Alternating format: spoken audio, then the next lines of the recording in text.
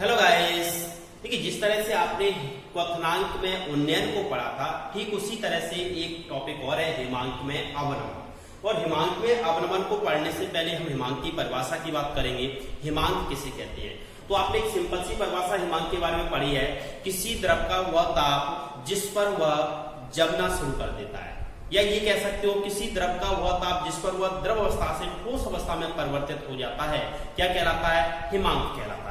लेकिन ये एक सिंपल सी परिभाषा। इसके बाद एक परिभाषा और आप याद रखोगे, जैसे मान लीजिए आपके पास कोई एक लिक्विड है, ये आपके पास एक लिक्विड है, द्रव है।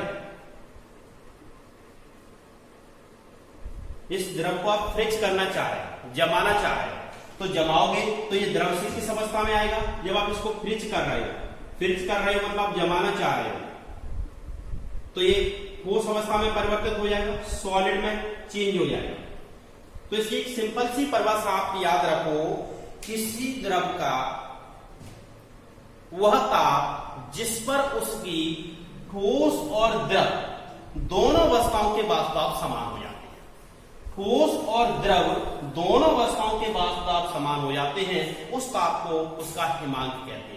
सिंपल सी परिभाषा याद करो, किसी द्रव का वह ताप जिस पर उसकी ठोस और द्रव दोनों अवस्थाओं के वास्तव समान हो जाते हैं, हिमांक कहलाता है। तो हिमांक की दोनों परिभाषा में एक बार फिर रिपीट कर रहा हूं, याद रखना। पहला हिमांक की जो परिभाषा थी वो क्या थी? किसी द्रव का वह ताप जिस पर वह जमना शुरू कर देता है, उसे क्या कहते हैं? हिमांक। या कह सकते हो दूसरी परिभाषा, किसी द्रव का वह ताप जिस पर उसकी ठोस और द्रव दोनों अवस्थाओं के वास्तव समान होते हैं, हिमांक कहलाता है। इसमें आपको याद रखना हिमांक की परिभाषा। अब इसके बाद हम बात करेंगे हिमांक में अवनमन की। और हिमांक में अवनमन के लिए आपको यहाँ पे क्या करना पड़ेगा? एक पहले शुद्ध विलायक लेना होगा। मान लिया आपके पास ये एक शुद्ध विलायक है, ये एक शुद्ध विलायक है, इसका वास्तव P0A लेते हैं। शुद्ध विलायक का वास्तव क्या लेते हैं हम? P0A। इस शुद्ध विलायक में आपने एक अवाष्पशील विलय मिला दिया, अवाष्पशील विलय मिला दिया। जैसे ही अवाष्पशील विलय मिलाओगे, ये क्या बन जाएगा? विलयन। ये एक विलयन बन चुका है, ये एक बन गया विलयन। और विलयन के वास्तव को किससे दर्शाते हैं? अवाष्पशील विलय वाले विलयन के वास्तव को Pa से दर्शाते हैं। P0A शुद्ध विलायक का वास्तव, Pa अवाष्पशील विलय युक्त विलयन का वास्तव। अब आपने क्या किया? इन दोनों को फ्रिज करना शुरू किया, इन दोनों को, शुद्ध विलायक को भी और विलयन को भी आप जमा रहे, दोनों को जमा रहे, दोनों को फ्रिज कर रहे हो। तो इनमें से कौन सा कम ताप पर फ्रिज हो जाएगा? विलयन को फ्रीज करने के लिए कम ताप की जरूरत पड़ेगी, और इसको फ्रीज करने के लिए ज्यादा ताप देना पड़ेगा, ज्यादा टेम्परेचर की। मतलब इसमें याद रखना, फ्रीज करने के लिए इसका ताप बहुत मतलब कम करना पड़ेगा, और इसके लिए फ्रीज करने के लिए ज्यादा टेम्परेचर कम करना पड़ेगा। तो ये कह सकते हैं इसका फ्रीजिंग पॉइंट क्या होगा? कम होगा, इसका फ्रीजिंग पॉइंट ज्यादा होगा। दोनों के फ्रीजिंग पॉइंट में जो अंतर होता है, इसके फ्रीजिंग पॉइंट को हम दर्शाते हैं T0F से, इसके हिमांक को T0F से दर्शाते हैं, और इसके हिमांक को TF से दर्शाते हैं। ये विलयन का हिमांक है और ये शुद्ध विलायक का हिमांक है। दोनों के हिमांक में जो अंतर होता है उसे ही हिमांक में अवनमन कहते हैं। देखिए यहाँ पर एक पॉइंट याद रखना, जब आप क्वथनांक में उन्नयन की बात कर रहे थे, तो अवाष्पशील विलय मिलाने के बाद जो विलयन बना था उसके क्वथनांक में वृद्धि हुई थी, इसलिए उसे उन्नयन कह रहे हैं। वृद्धि का मतलब होता है उन्नयन। अवाष्पशील विलय, शुद्ध विलायक में अवाष्पशील विलय मिलाने से प्राप्त विलयन के क्वथनांक में वृद्धि हो जाती है, जिसे क्वथनांक में उन्नयन कहते हैं। बट यहाँ पर उल्टा है, आपने शुद्ध विलायक में अवाष्पशील विलय मिलाया, अवाष्पशील विलय मिलाने का जो विलयन बना था उसका हिमांक शुद्ध विलायक की तुलना में कम हो जाता है, जिसे हिमांक में अवनमन कहते हैं। अवनमन का मतलब होता है कमी। तो हिमांक में कमी हो गई, जिसको क्या कह रहे हैं? हिमांक में अवनमन। इसका एक सिंपल सी परिभाषा बनेगी,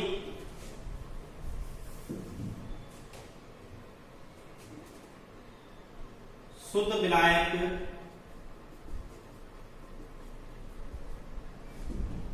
तथा अवाष्पशील विलय युक्त विलयन के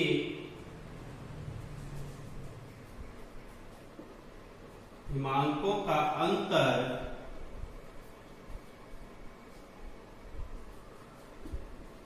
हिमांक अवनमन कहलाता है।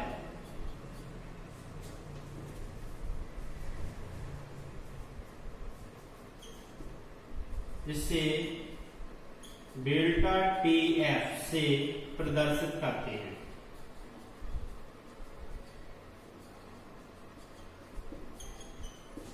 इसका फॉर्मूला बनेगा डेल्टा टी एफ इक्वल क्या आएगा यहां पर T note F minus T F. इसका फ्रीजिंग पॉइंट ज्यादा था, इसमें कमी हो गई थी फ्रीजिंग पॉइंट में। अब वास्तविक विलयन बनाने से फ्रीजिंग पॉइंट पर कमी हुई थी। कितनी कमी हुई है उसको ज्यादा में से कम को माइनस करके तो निकालोगे, तो यहाँ पर हिमांक में अवनमन आ जाएगा T note F minus T F. यहाँ पर टी नोट एफ क्या है, शुद्ध विलायक का हिमांक, और टी एफ क्या है, विलयन का हिमांक। ये याद रखना। देखिए इसी को समझेंगे ग्राफ द्वारा, इसी को ग्राफ से भी समझेंगे। तो ग्राफ जब बनाते हैं तो वाष्प और टेम्परेचर ताप के बीच में ग्राफ बनाएंगे। ये मान लो ये वाली जो लाइन है वाष्प दाब को प्रदर्शित करेगी। वाष्प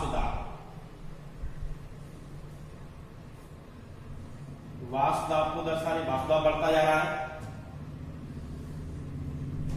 और ये तापमान, ताप को प्रदर्शित।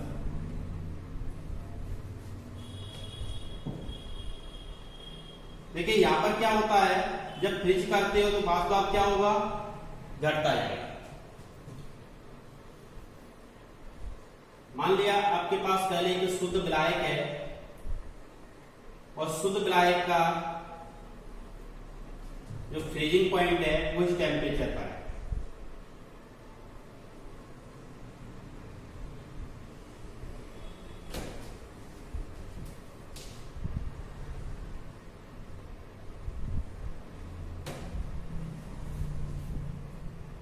ये विलयन के लिए ग्राफ है।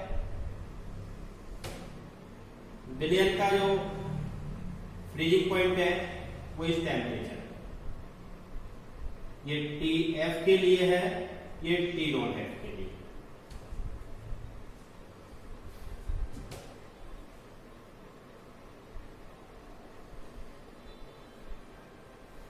इस तरह से ग्राफ पूरा कंप्लीट होता है।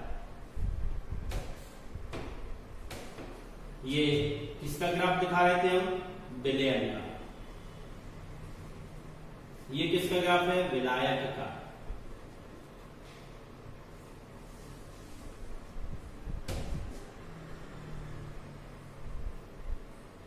और इन दोनों के बीच जो डिफरेंस आएगा, विलयन के हिमांक और शुद्ध विलायक के हिमांक के बीच जो अंतर आएगा उसे क्या कहोगे, टी नॉट।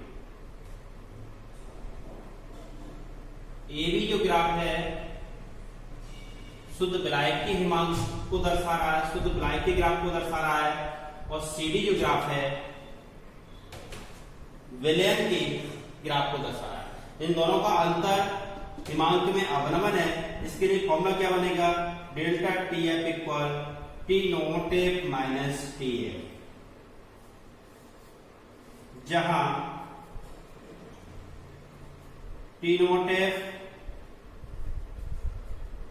शुद्ध विलायक का हिमांक, शुद्ध विलायक का हिमांक, और टी एफ विलयन का हिमांक, विलयन का हिमांक। इसको याद रखना, टी नोट एफ शुद्ध विलायक का हिमांक है और टी एफ विलयन का हिमांक है। डेल्टा टी एफ सब लोग जानते हो, हिमांक में अवनमन, हिमांक में अवनमन। तो इस तरह से आपको याद रखना है ग्राफ द्वारा। देखिए जब किसी तरफ को आप जमाते जा रहे हो तो जमा रहे तो उसका वास्तव क्या हो रहा है, घटता जा रहा है। और इस पॉइंट पर आकर के क्या हो गया, ये फ्रीज हो गया है। और यहाँ पर इस पॉइंट पे आके ये फ्रीज हुआ है। देखिए टेम्परेचर इसके लिए ज्यादा कम हुआ था क्योंकि इसमें आपने अवाष्पशील विलयन मिला दिया। ये विलयन है तो विलयन का जो फ्रीजिंग पॉइंट है वो कम है और शुद्ध विलायक का फ्रीजिंग पॉइंट ज्यादा है। तो दोनों का जो अंतर आ रहा है उसे क्या कहोगे, हिमांक में अवनमन कहते हैं।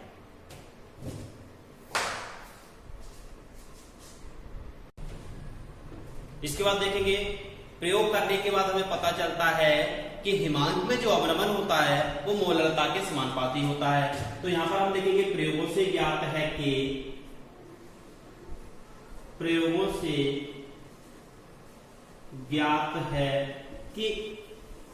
डेल्टा TF समानुपाती है। जिस तरह से क्वथनांक उन्नयन में पढ़ा था पूरा वही डेरिवेशन है, तो याद रखो वहां पर हमने पढ़ा था क्वथनांक उन्नयन मोललता के समानुपाती होता है, यहाँ पर हिमांक में अवनमन मोललता के समानुपाती होता है। जब आप यहाँ से समानुपाती को हटाओगे तो एक यहाँ पर स्थिरांक आएगा KF इंटू M, इसको समीकरण नंबर 1 के लिए, जहां KF एक समानुपातिक स्थिरांक है, एक समानुपातिक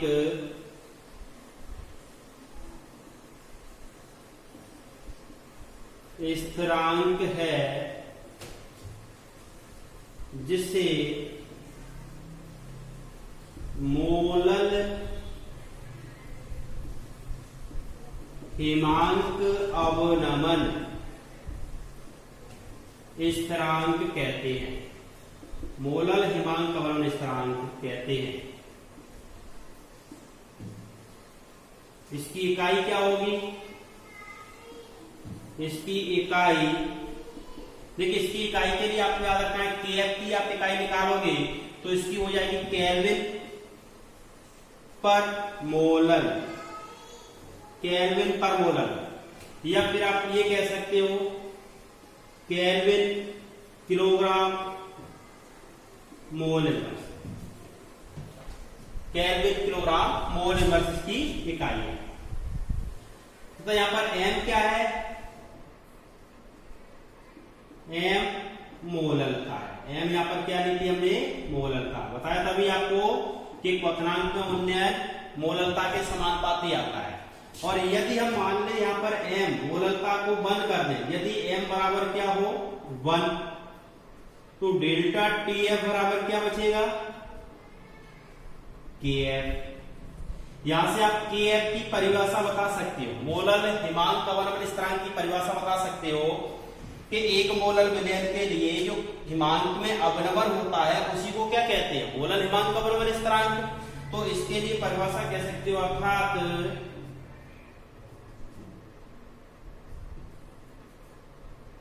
एक मोलल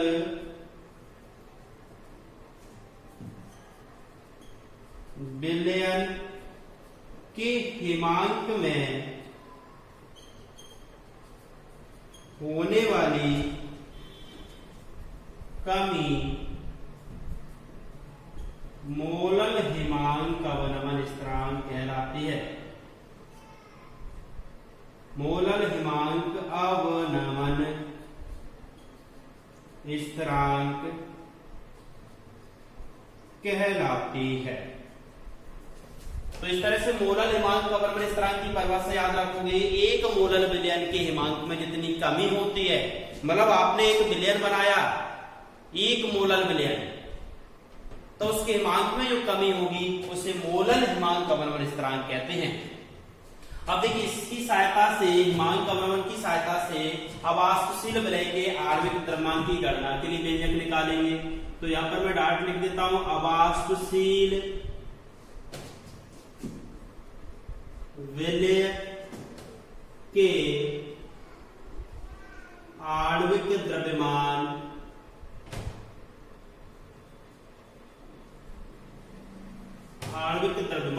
की गणना।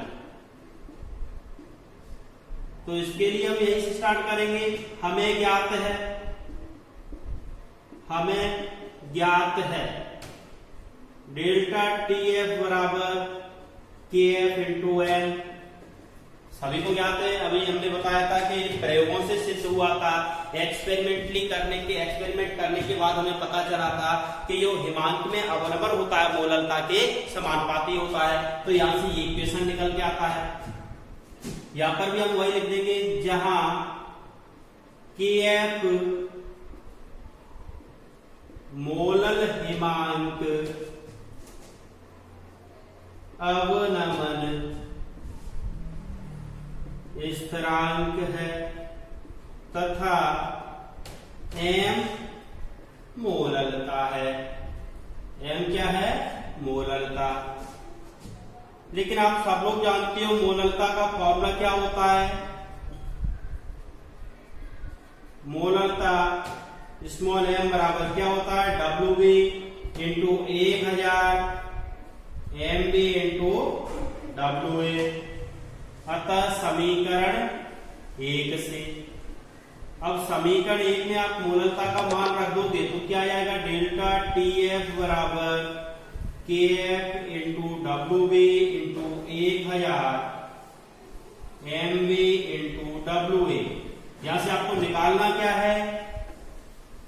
आणविक द्रव्यमान, विलय का आणविक द्रव्यमान ज्ञात करना है।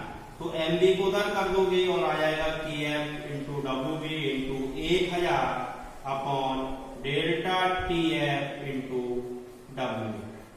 देखिए जो आपने क्वथनांक में उन्नयन पढ़ा था, बिल्कुल उसी की कॉपी है हिमांक में अवनमन।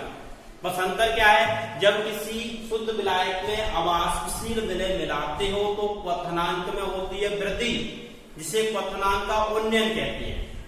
इसी तरह जब किसी शुद्ध विलायक में अवाष्पशील विलय मिलाते हो तो हिमांक में होती है कमी, जिसे हिमांक में अवनमन कहते हैं। कितनी कमी होती है उसके लिए हमने आगे बताया था आपको कि उसमें शुद्ध विलायक के हिमांक में से विलयन का हिमांक घटा देंगे, जो आपको कमी निकल के आएगी उसको डेल्टा TF से दर्शाते हैं और हिमांक में अवनमन कहते हैं। तो याद रखना इस वाले फॉर्मूले पे न्यूमेरिकल है, इस वाले भी फॉर्मूले में न्यूमेरिकल हो सकते हैं। तो आपको ध्यान रखना है ये फॉर्मूले जो न्यूमेरिकल हम यहाँ से करेंगे उन न्यूमेरिकल्स की आपको मैं डिस्क्रिप्शन में लिंक दूंगा यहाँ पर, तो आप डिस्क्रिप्शन से इसके न्यूमेरिकल चेक कर सकते हो, देख सकते हो और वहां से न्यूमेरिकल इसके कर लेना आपको। तो इस तरह से आपको याद रखना है हिमांक में अवनमन और क्वथनांक में उन्नयन दोनों से मैंने बताया था 4 क्वेश्चन बनते हैं। देखिए क्वथनांक में उन्नयन से जो क्वेश्चन बने थे, पहला हिमांक किसे कहते हैं, सॉरी क्वथनांक उन्नयन से 4 क्वेश्चन कौन कौन से बने थे? क्वथनांक किसे कहते हैं, क्वथनांक में उन्नयन किसे कहते हैं, मोलल क्वथनांक उन्नयन स्थिरांक क्या है, और क्वथनांक में उन्नयन की सहायता से अवाष्पशील विलय के आणविक द्रव्यमान की गणना के लिए व्यंजक प्रश्न कीजिए। बिल्कुल ठीक उसी तरह से यहाँ पर भी 4 क्वेश्चन बनते हैं। हिमांक किसे कहते हैं, हिमांक में अवनमन क्या है, मोलल हिमांक अवनमन स्थिरांक क्या है, और हिमांक में अवनमन की सहायता से अवाष्पशील विलय के आणविक द्रव्यमान की गणना के लिए व्यंजक प्रश्न कीजिए। उसके बाद इन दोनों टॉपिक में ही न्यूमेरिकल है, क्वथनांक में उन्नयन पर भी न्यूमेरिकल होंगे और हिमांक में अवनमन पर भी न्यूमेरिकल होंगे। जो मैंने क्वथनांक में उन्नयन वाले न्यूमेरिकल्स कराए थे उनकी डिस्क्रिप्शन आपको उसी वाले वीडियो में दे दी थी, क्वथनांक उन्नयन वाले में, और इस हिमांक में अवनमन वाले जो न्यूमेरिकल होंगे उसकी लिंक में आपको ध्यान रखना इस वीडियो की डिस्क्रिप्शन में दूंगा, तो आप वहां से उनको देख लेना।